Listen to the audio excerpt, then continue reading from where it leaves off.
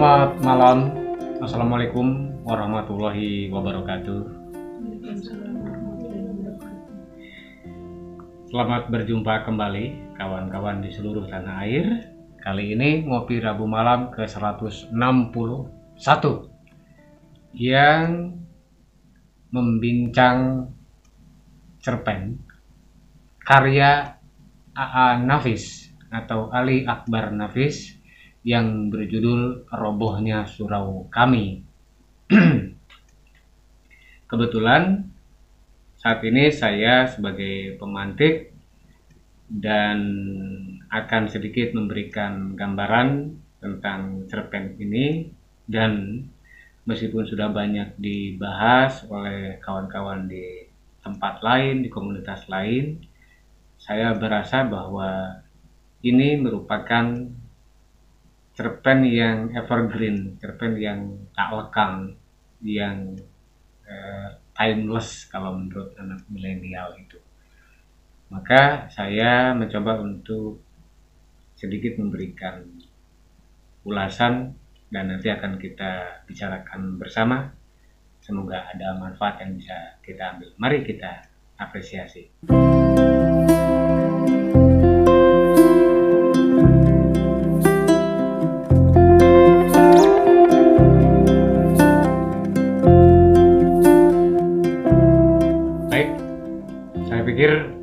Kawan-kawan dimanapun Anda berada sudah pernah membaca cerpen ini, termasuk biografi A.A. Nafis, kemudian kecenderungan estetikanya juga seperti apa, dan cerpen ini juga menjadi judul utama dari kumpulan cerpennya yang terbit di tahun 1958 kalau tidak salah,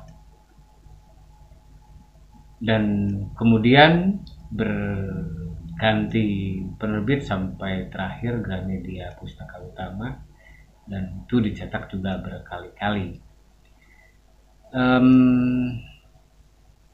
Ini menandakan bahwa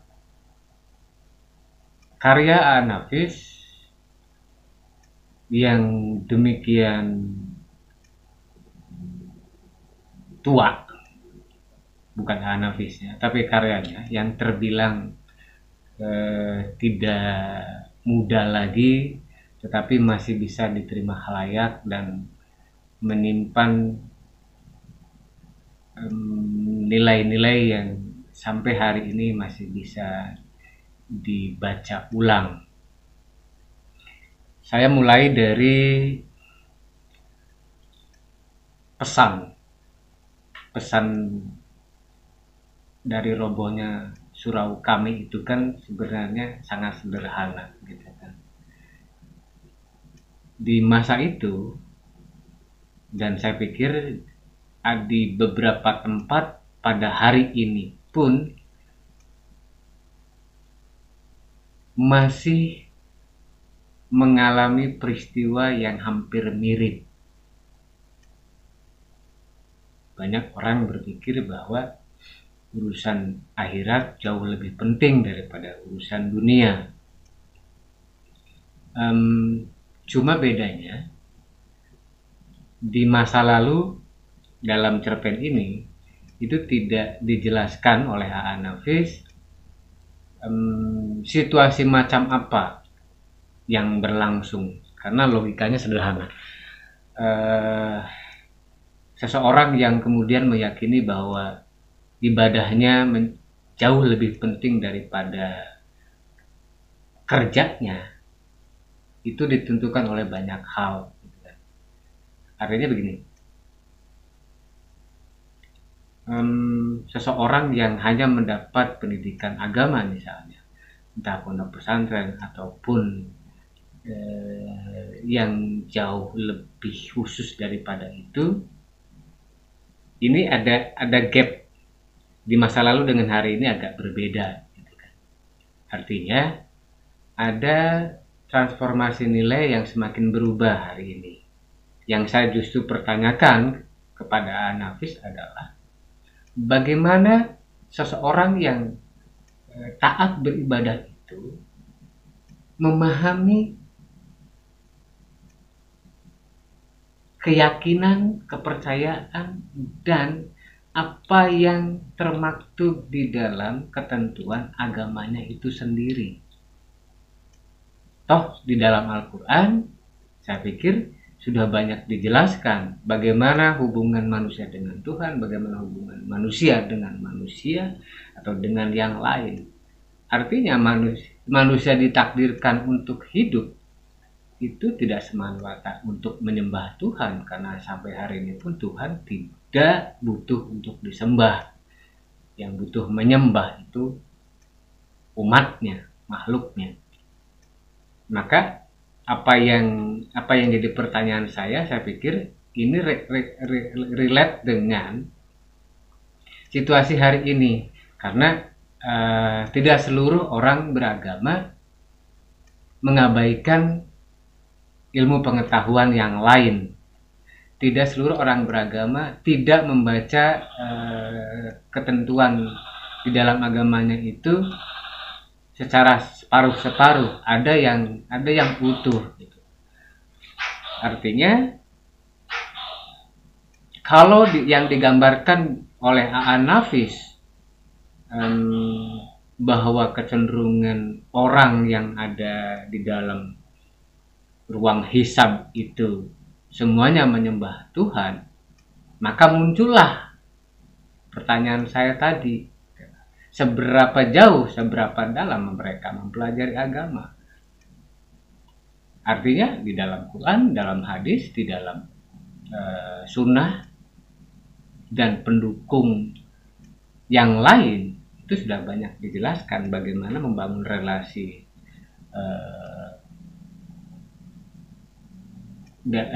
dari antara manusia dengan Tuhan, antara manusia dengan manusia, dan antara manusia dengan yang lainnya. Nah, saya menduga si tokoh kakek yang kemudian dikerjai oleh Ajo Sidi itu memang model yang beragama tapi tidak berilmu. Dia hanya tahu bahwa beragama adalah menjalankan kewajiban sebagai ibadah mahdoh deh, ibadah yang bersifat langsung. Kalaupun dia berhubungan dengan manusia lain, ya urusannya lagi-lagi dalam rangka urusan ibadah dengan Tuhan. Karena si kakek yang saat itu menunggu surau, dia tidak bekerja secara formal, dia tidak menikah, dia tidak berpikir untuk kaya, sehari-harinya ditopang oleh uluran tangan orang lain atau jasa yang dia berikan kepada orang-orang ketika mengasah pisau, mengasah golok. Itu yang bisa menyambung hidupnya. Maka datanglah Ajo Sidi sebagai si pembual yang memerankan dirinya begitu satir dengan memberikan contoh bagaimana orang-orang yang taat beribadah itu ketika di akhirat ternyata dimasukkan ke neraka. Itu. Ya, kalau kita berpikir simpel, intinya kerja, tapi tidak sekadar itu sebenarnya. Bukan cuma kerja. Kalaupun di ending ketika Ajo Sidi didatangi oleh si Aku, istrinya mengatakan bahwa Ajo Sidi berangkat kerja, dan sudah menyiapkan kain kafan 7 lapis sebagai pertanggungjawaban fardu kifayah. Tetapi kenapa dia tidak merasa berdosa? Nah, ini saya melihat bahwa ada kesenjangan cara berpikir, cara beragama, cara menyikapi kapasitas pengetahuan Ajo Sidi dengan si kakek yang penunggu surau. Ada sesuatu yang paradoks, ada sesuatu yang ditabrakkan oleh penulis. Ajo Sidi sebagai pembual, dia jauh lebih paham tentang agama, jauh lebih konkret, jauh lebih berilmu saya pikir daripada si kakek yang sehari-harinya memelihara surau. Ya azan, ya membersihkan, ya nabuh beduk, ngimami mungkin. Itu justru saya memunculkan pertanyaan gitu. Artinya pertanyaan awal ya, tadi ya. Ada situasi yang membuat Ajo Sidi harus menampilkan perumpamaan yang itu belum sempat dikritisi. Artinya meskipun saya mencoba memunculkan kemungkinan lain, kenapa tidak sempat dikritisi? Karena memang model yang diciptakan oleh Ajo Sidi harus semirip mungkin dengan tokoh si kakek yang tidak berilmu, yang pemahaman keagamaannya sekadar fikih. Di antaranya itu. Tapi model, karena kalau sebagai pembaca kan saya mencoba untuk menjangkau kemungkinan ya, kemungkinan situasi, kemungkinan zaman. Kalau hari ini masihkah bisa terjadi peristiwa semacam itu? Maka yang saya ambil akan nilai gitu, nilai manusia ya, seorang muslim, seorang muslimah tidak hanya beribadah, tapi dia juga harus hablum minannas, dia harus bekerja, harus menghidupi keluarganya supaya keluarganya tidak melarat, supaya keluarganya ini terus. Karena antara kebutuhan ibadah dan kebutuhan duniawi tidak bisa kemudian saling dilebihkan satu sama lain. Ya, itu dan harus seimbang. Hari ini masihkah mungkin itu terjadi? Ada seseorang yang betah di tajuk, di musola gitu, dan tanpa memikirkan apapun. Saya hampir kesulitan hari ini menemukan itu. Tapi jikapun ada, saya nggak tahu apakah akan mirip dengan itu atau tidak. Tetapi di luar persoalan nilai, saya melihat bagaimana A.A. Nafis menciptakan struktur yang asik, struktur bercerita, alur dan struktur bercerita yang menarik. Itu bertingkat. Bagaimana misalnya si aku ketemu kakek ngobrol, kemudian si kakek menceritakan kembali apa yang diceritakan oleh Ajo Sidi. Nah, ini kan bertingkat, gitu loh. Berantai tapi bertingkat. Si aku menjelaskan bagaimana lokus, bagaimana tempat itu, lokasi kampung itu, yang kemudian di dalamnya ada surau, ada seorang kakek yang bekerja, yang pekerjaannya bla bla bla bla gitu kan. Kemudian dia ketemu kakek dengan ekspresi yang berbeda. Kemudian si kakek bercerita, kemudian si kakek bercerita lagi versi Ajo Sidi, tapi si Ajo Sidi tidak muncul, tidak dihadirkan di dalam narasi ini. Ajo Sidi itu orang ketiga, tetapi dia menjadi tokoh utama. Tapi tidak dimunculkan, sampai ending pun tidak dimunculkan. Nah, yang namanya Ajo Sidi itu tidak dimunculkan. Dia hanya muncul sebagai pencerita lain, sebagai pendongeng. Itu yang menarik. Sebagai pendongeng, tapi dia tidak hadir, tidak dihadirkan secara utuh, secara bentuk. Maksudnya wajahnya lah, tubuhnya, atau kalimat langsungnya seperti apa, itu tidak dihadirkan. Ini teknik ya, teknik bercerita. Bagaimana menciptakan narasi tokohnya yang berundak. Alurnya berundak, tokohnya itu tapi tidak dimunculkan. tokoh utama tidak dimunculkan sampai akhir cerita sekalipun. Justru kemudian menciptakan cerita baru, cerita di dalam cerita. Karena yang sedang disindir adalah si kakek. Maka dibuatlah cerita tentang Haji Saleh yang sudah ke Mekah, kemudian ke Mekah, kemudian merasa diri sudah haji, sehingga di hadapan Tuhan pun dia menyebut dirinya haji. Itu. Nah ini wilayah fiksinya itu, murni fiksi yang itu di luar di luar, saya pikir, imajinasi.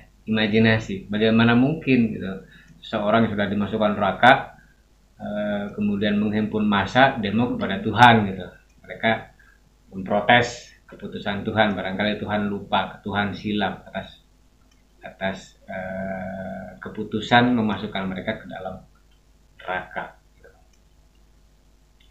Nah, ini murni fiksi, gitu kan. Tetapi sebagian orang yang sempat saya baca, yang sempat saya dengar itu, cerpen ini dianggap menghina agama Islam. Saya pikir tidak. Ini kasuistik, gitu. Karena ada orang yang kemudian beragama tapi tidak berilmu agama, tapi tidak paham dengan agamanya sendiri, gitu kan. Dia pikir bahwa hidupnya hanya dihabiskan untuk Tuhan semata, sehingga dirinya, kemudian keluarganya dan lain-lain yang berkaitan dengan keturunan terabaikan. Itu saya pikir ya. Jadi yang menarik dari cerpen ini selain nilai adalah bagaimana Nafis menciptakan struktur yang berundak tadi. Kemudian dia membawa pada ruang lain, ruang yang berbeda, ruang imajinasi, murni imajinasi. Kemudian setelah itu selesai, setelah orang-orang dimasukkan kembali ke neraka, kemudian kembali lagi kepada alam nyata, bahwa dengan kabar si kakek meninggal bunuh diri menggunakan pisau cukurnya sendiri.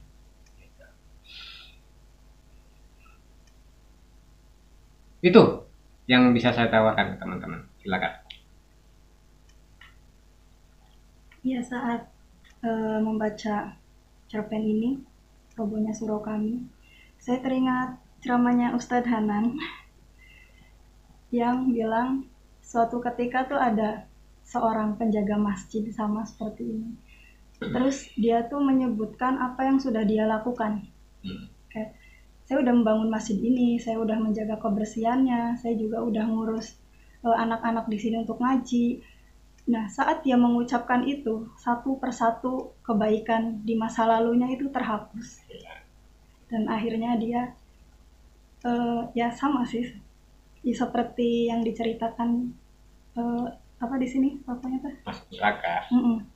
Yang masuk neraka itu. Terus menurut saya juga ini sebenarnya bukan menghina agama Islam ya, meskipun waktu itu banyak sekali tokoh-tokoh tarekat katanya yang merasa tersinggung. Ini justru seperti mengingatkan bukan hanya Islam tapi juga agama yang lainnya. Ketika seseorang yang mempunyai agama dan yang seharusnya berilmu itu, apakah ketika dia melakukan ibadah itu hanya untuk dirinya sendiri agar terhindar dari siksa neraka dan mendambakan surga, atau benar-benar tulus hanya untuk kepada Tuhannya gitu. Dan yang paling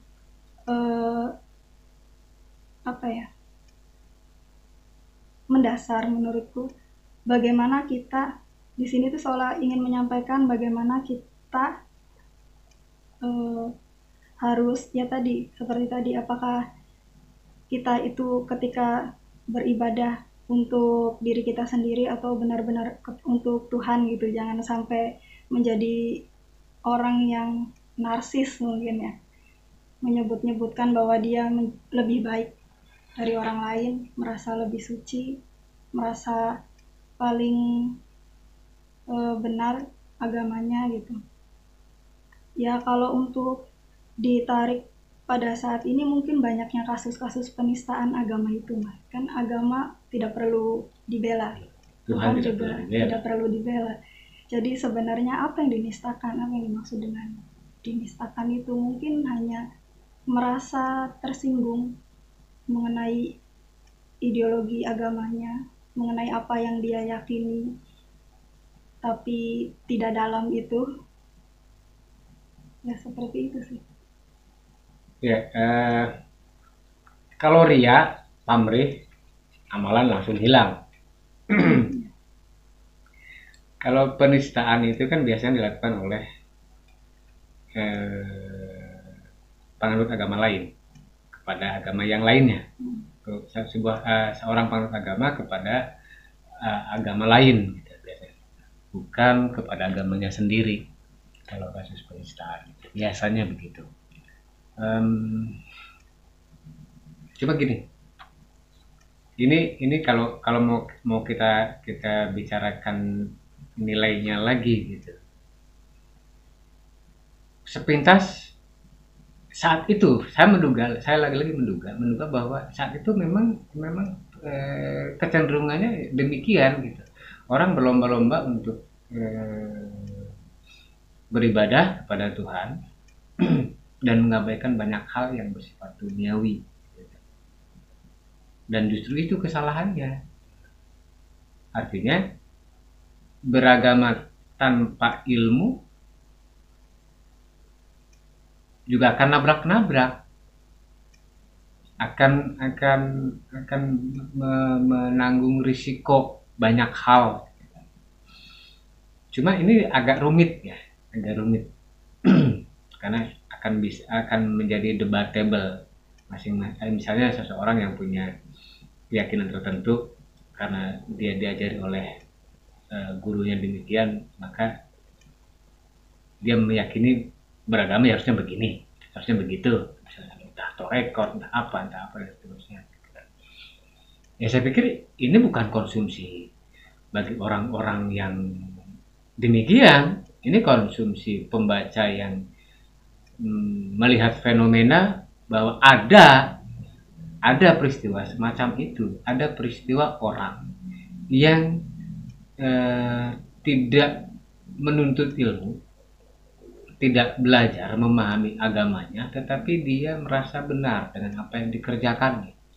Sudah, itu saja. Tidak kemana-mana. Maksud Anafis kan begitu, tidak kemana-mana. Pesannya singkat saja kok. Hidup di dunia tidak hanya untuk menyembah Tuhan, tapi sekaligus untuk mengurus dunia.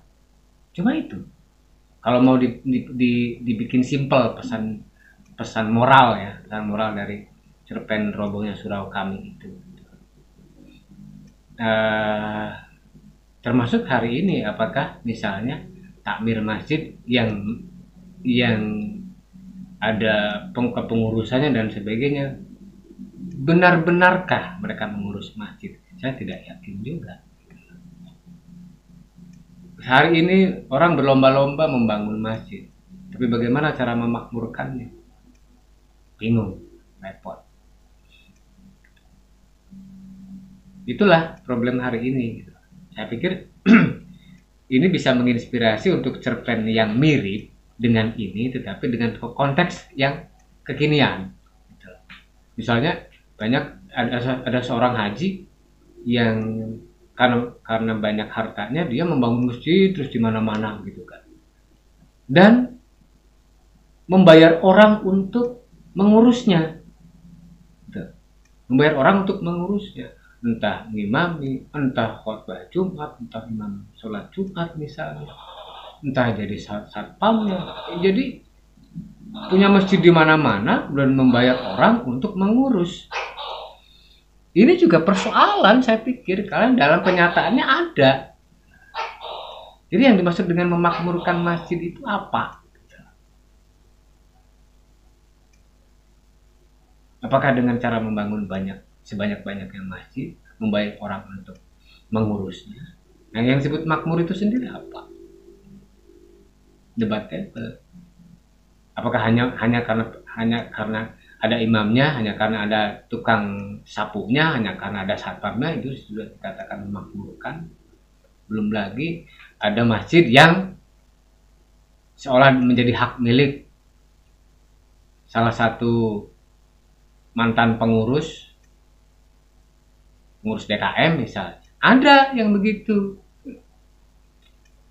Jadi segala sesuatu, misalnya pinjam karpet aja nggak boleh.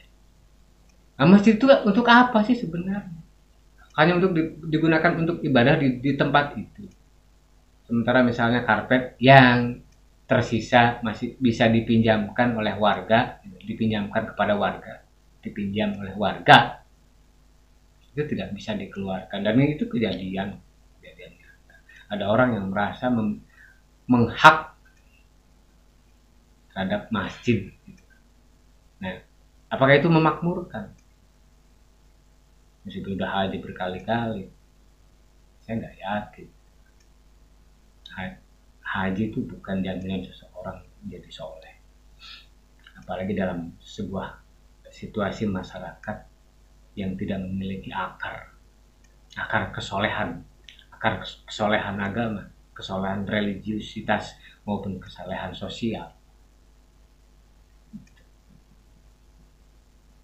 Nah, ini problem kontekstualnya begitu hari ini. Banyak orang yang membangun masjid di mana-mana, membayar orang untuk mengurusnya, tetapi sepi, gitu ya. Paling hanya seminggu sekali. Akhirnya jadi apa? Tetapi sebagai cerita, ini sangat mungkin menginspirasi dan dikembangkan menjadi cerita lanjutan. Akarnya dari sini, kemudian disesuaikan dengan konteks kekinian. Kalau di dalam sinetron ada santri rock and roll gitu kan ya, ngerok, ya, tapi meskipun fiksinya terlalu banyak gitu ya, karena tidak demikian, realitasnya tidak demikian. Ya meskipun yang namanya cerita fiksi ya bisa sah-sah saja. Artinya ruang-ruang yang misalnya kalau kita melihat film Kiamat Sudah Dekat, Lorong Waktu, itu mirip loh, mirip, nilai-nilainya itu mirip dengan ini gitu. Satirnya tuh mirip, satirnya mirip, dan orang suka menontonnya karena mereka jenuh dengan ceramah, pengajian yang apalagi memprovokasi, apalagi menjelek-jelekan pihak lain, orang lain. Ya, ada ruang, ada sekelompok orang yang masih merindukan transformasi nilai secara elegan, secara attitude-nya baik, tidak merasa diwuruki, ya, diberikan gambaran tapi tidak merasa digurui. Hari ini kan sudah terlalu banyak guru, lalu banyak orang yang menggurui, lalu banyak juga orang yang membuat quote, gitu kan, membuat kata-kata mutiara, sehingga akhirnya apa hari ini? Riwel. Silakan. Barangkali ada. Belum sampai rungkan deh. Saya justru membaca ini tuh membayangkan adegannya, membayangkan peristiwanya, membayangkan di akhir bertanya, ini si kakek masuk neraka atau surga? Karena dia menggorok lehernya sendiri menggunakan, saya menduga ini pisaunya Ajo Sidi yang sedang diasah, yang tergeletak kemudian ditemukan oleh si Aku. Kemudian dari situ kakek itu bercerita kepada tokoh Aku bahwa Ajo Sidi itu sialan betul gitu. Dia ngarang cerita tapi kok tokohnya mirip sekali dengan saya gitu. Mungkin dia merasa begitu. saya berkali-kali membaca ini dan tidak pernah jenuh, celakanya. Kemudian dialog-dialog yang ditampilkan itu biasanya kan kita kalau menulis dialog itu kan kalau tidak berbobot-bobot sekali itu justru hanya memenuhi, hanya manjang-manjangkan. iya, memanjang-manjangkan cerita, kemudian tidak jelas gitu gimana ininya gitu. Tapi di sini dari awal dia membuka. Cuma yang saya sayangkan itu kalau beberapa tahun yang lalu Tuan datang ke kota kelahiranku, jadi pembacanya tuh kok cuma Tuan gitu, nggak ada puannya. Aku mikir gitu aja, ini sih anu aja, hanya Tuan gitu. Kemudian dia Nafis ini kalau tadi udah dikupas tuntas masalah agama ya, belum ya, yang ya beragama hari ini juga ada yang bilang kan kita lupa bertuhan tapi sibuk beragama gitu. Saya pikir jika membaca ini tuh tidak perlu marah-marah, justru jika manusia yang katanya berpikir itu ya ini cerpen permenungan gitu, ini dalam, jika sudah ya maksudnya sudah bisa sampai seperti ini dan evergreen gitu, terus masih bisa enak dibaca. Ada sih beberapa kata-kata yang khas Melayu gitu kan, tetapi itu tidak mengubah esensi tulisan, tidak mengusik. Itu hari ini masih bisa dipakai. Iya, dan masih asik gitu.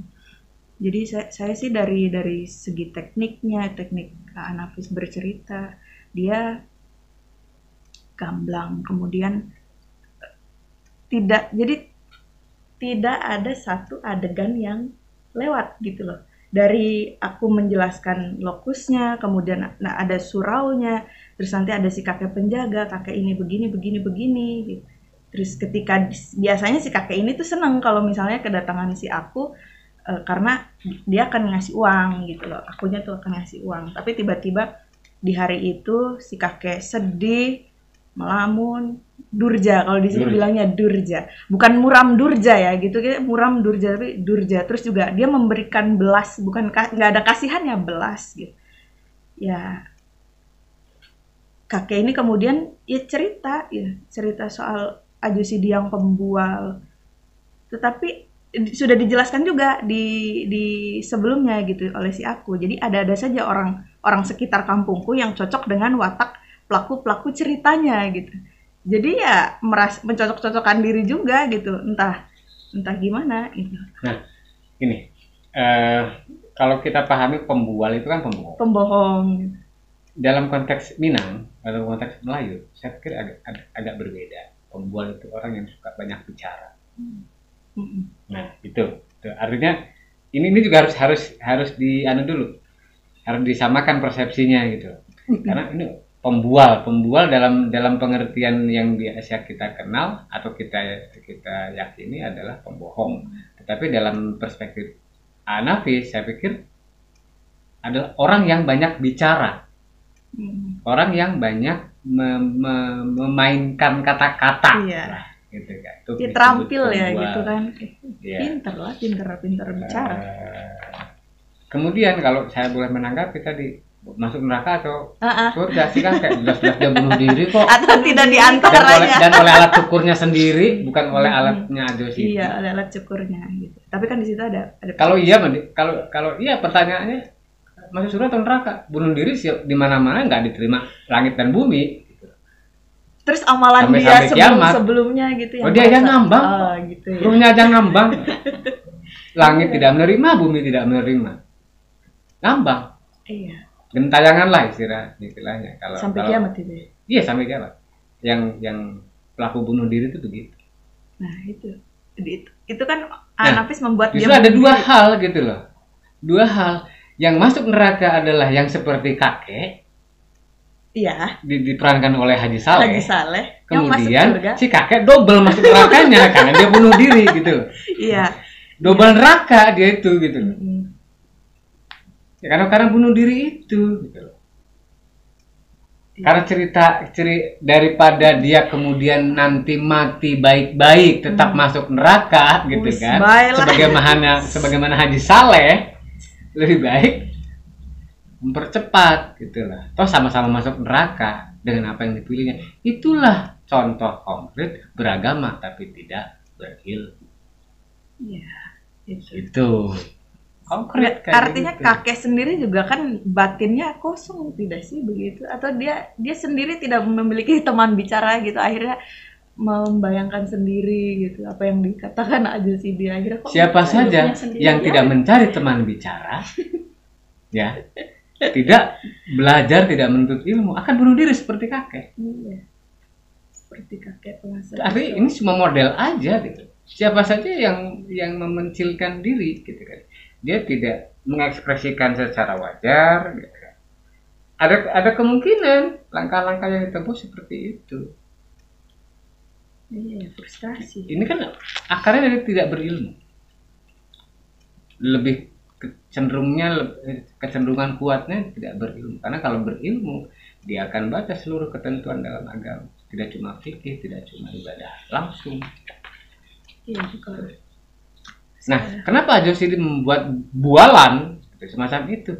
Sebenarnya ini juga karena dia merasa punya empati, merasa punya perhatian kepada si kakek gitu loh. Sebetulnya kayak kalau kakek masih begitu terus, nanti kejadiannya seperti Haji Saleh gitu loh. Tetapi karena tidak berilmu, kakeknya baper, menelan mentah-mentah. Ya, kakeknya baper gitu. Baper. Akhirnya supaya bunuh diri lah ya. Kok mirip saya? Ya hari ini juga banyak yang kayak gitu. Baper, betul baper. Perang. Kakek baperan. Nah, sebenarnya zaman itu belum muncul istilah. Belum. Baper. Bahkan bersusah hati ya, mungkin. Iya, durja, bersusah hati. Ya. Susah hati, durja itu masih. Kayak dialognya. Belum ada baper, belum ada kabut. Iya, masih asik lah bahasa didengarnya tuh. Belum. Ini apa sih artinya apa gitu? Pada bingung kan kalau sekarang kabut tuh apa? Ya justru ya saya bingung. Kalau masih mudah memahami bahasa lama daripada bahasa yang baru. Iya. Selesai dengan bekerja. Iya, bikin struktur cara bercerita yang seperti ini sederhana. Ya, tidak juga sederhana. Ceritanya sederhana. Bikinnya yang susah. Bikinnya yang susah. Ya, karena dia memposisikan diri sebagai sutradara. Iya. Penulis ini menempatkan diri sebagai sutradara, bukan sebagai pemain yang terlibat. Iya, bukan narator juga kan, bukan curcol juga. Juga. Bukan curcol, bukan pemain yang terlibat. Bukan pemain yang bukan penulis yang bangun tidur kemudian menuliskan cerita. Bukan begitu. Iya, soal egois aja digambarkan panjang sekali dan asik gitu. Tuhan dialognya cuma lain gitu. Cuma lainnya maksudnya lain. Kamu ngapain? Udah disebutin semua. Ya karena itu sudah menjadi bahasa percakapan ya. Tidak lagi apakah masih ada yang lain? Nah ini bagus sekali. Kalau sudah percakapan biasa kan artinya Tuhan sendiri tuh posisinya tuh kayak atasan aja gitu. Ya begitu. Ya ini di zaman dulu nggak lazim, memang nggak lazim. Tuhan diperankan oleh manusia itu nggak lazim. Iya, makanya sih membayangkan ini itu yang disebut Tuhan sebagai penistaan atau penghinaan gitu. Hari ini justru jangankan bercerita tentang Tuhan, lebih banyak mengaku dirinya Tuhan kok, merasa dirinya Tuhan. Iya, saya juga teringat ketika misalnya kita ngobrol gitu diskusi. Jangan cuma ini aja dong, jangan cuma khotib gitu yang jumatan yang dikasih uang. Itu makmumnya juga dikasih uang biar makmur gitu, biar mau pada sholat gitu. Abang kan bilang begitu. Iya. Iya kan? Artinya kalau imam, khotib Mau rame ya. Kalau mau rame. dibayar dan mau, Dia makmum juga mau, Iya mau juga mau mau. datang dengan dikasih amplop gitu. Amplop. Mau. Rame tuh. Insya ya. Allah Makmur tuh masjidnya. makmur, rame. Iya gitu. Daripada kemudian kotak amalnya dicolong orang, Tolong lebih orang. baik disedekahkan kepada yang butuh. Sholat juga dibayar. Ya ini Relate. cerita lanjutan. Iya, relate. Selanjutnya begitu. Betul. Iya relate. Sekarang kalau khotib imam itu tidak dibayar, mereka masih mau datang nggak?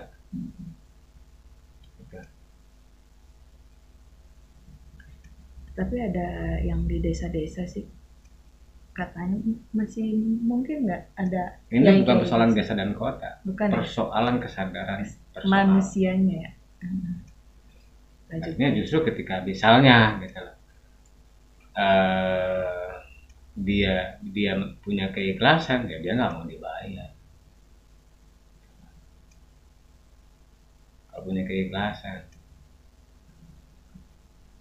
dia nyari uang, ya kerja. Gitu. Kalaupun dibayar, kalaupun dia terima, tidak terus-terusan. Udah, tidak ini sebagai profesi. akan menjadi panjang gitu lah, akan menjadi panjang. Gitu. Soal agama Sama tuh tidak dengan habis misalnya ya. kalau sudah bisnisnya sudah hancur, bisnis berkali-kali gagal terus gitu lah. Usia semakin tua, sudah saja ngambil jalan pintas jadi dukun. Iya. Gitu. Kayak gitu. Akhirnya kenapa? Kalau memang mau dunia, ya dagang, ya bisnis, ya usaha gitu. Tidak kemudian di awal sok idealis tapi di akhir-akhirnya tetap juga jadi oportunis gitu. Kalau mau idealis ya ada risiko yang harus ditanggung. Kalau mau oportunis juga demikian, ada keuntungan, ada risiko di situ. Mungkin akan berbeda ketika misalnya kita lahir di Qatar gitu, sejak lahir sudah diberi rumah. Karena di Indonesia jadi miskin terstruktur gitu. Karena hidup ini sawang sinawang. Orang Qatar juga banyak yang lari ke sini. Nanti bikin liga. Kawan kita itu Qatar keturunan itu Habib Soleh itu. Qatar keturunan. Iya. Pengen di sini. Jadi enggak mesti misalnya udah dapat di mana di Dubai Nah, gitu sudah kan. dijamin begitu kan. Dubai, Sudah- dikirain di Dubai tidak ada gelandangannya juga. Ada gelandangan juga. Ada gelandangan di Dubai. Dan terjeruk di dunia. Nah, gitu. Artinya Ya, karena kita tidak kita tahu, tidak tahu ya. gitu loh. Karena kita tidak Cara tahu membaca. dan kita kufur nikmat. Tidak pandai bersyukur. Masya Allah. Itu saja sebenarnya. Astagfirullahaladzim. Kenapa yang Di sini kan dilihat? ada Astagfirullahaladzim, ya? ketika saya Ketika- merasa berdosa, Nah. astagfirullahaladzim. Ketika saya merasa bahagia, Tidak alhamdulillah. pandai bersyukur itu yang membuat kita susah. Gitu loh. Padahal apa sih ya hidup tuh ya? Bertanya lagi. Hidup tuh apa? Ya baik. Itu aja yang makanya yang harus terus digali. Itu teman-teman, apalagi? Barangkali masih ada. Tidak. Kalau cukup kita sudahi. Cukup.